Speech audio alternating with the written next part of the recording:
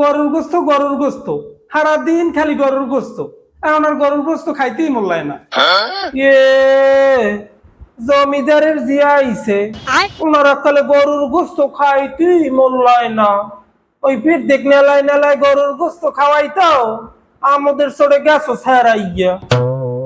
সেরি আমা গোনাহান পেটতে কোকতে গরুর গোস্ত খাইতে রে কয়জনে আয়।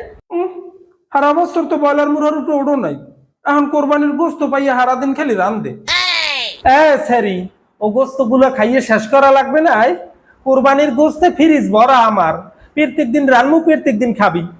কোরবানির গোস্ত গরিব গেরারে না দিয়া সব ফ্রিজে বসছে, হাইয়া সারা দিন খালি রান্ধে। মুই আর গরুর গোস্ত খামু না। আর কি রানছো কও? আজ গো রানছি গরুর গোস্ত, এরপর হইলো যাইয়া গরুর গোস্ত, তারপরে রান্না করছি গরুর মাংস, আর একটু গরুর গোস্ত আছে, একটু গরম করে দিমু তোমারে।